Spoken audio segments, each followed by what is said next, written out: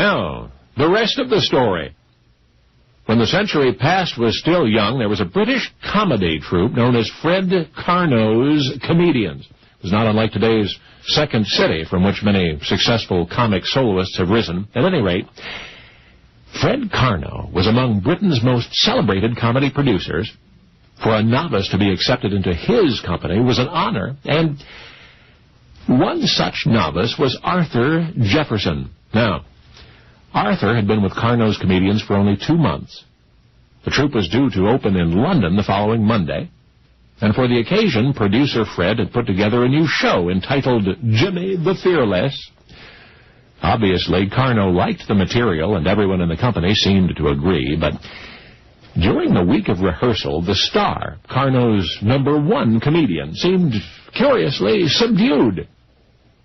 On Friday evening, the producer sat in on rehearsal. Everything seemed to be going well, but then after the rehearsal, and without warning, the star of the show came up to his employer and said he was quitting. He explained that he'd done his best to make the lines come to life, but he knew now that it was impossible. No way would he waste his talent on such an uncomical comedy vehicle.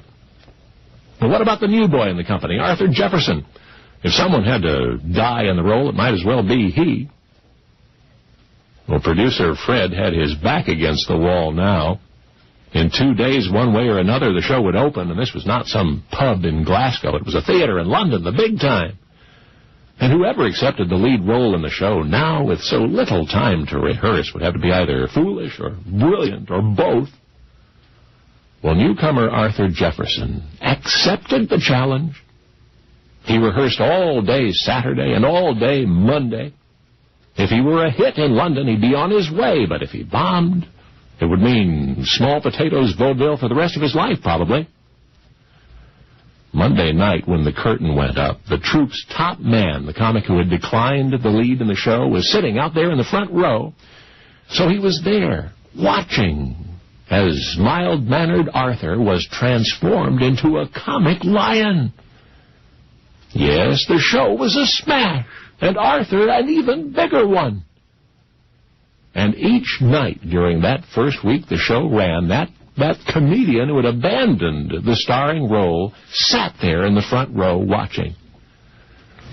Eventually, he would rejoin the troupe and reclaim that role, but by then Fred Carnot's Comedians had another celebrity in their midst, Arthur Jefferson. As to why Carnot's top comic dropped out of the show in the first place, well, show business historians disagree as to why. Some say it was lack of self-confidence, others that he genuinely disliked the material. But is there a third possibility? Did the company's leading man, sensing the newcomer's potential, want to put it to the test? You see, Fred Carnot's #1 player, the established comedian who backed out at the last minute, well, he was Charlie Chaplin. And Arthur, Chaplin's soft-spoken substitute back in London, the mild-mannered novice who might have remained in the background forever had he not been thrust into the spotlight, Arthur Stanley Jefferson. That's right, you know him as Stan Laurel, of Laurel and Harvey. Only now, you know the rest of the story.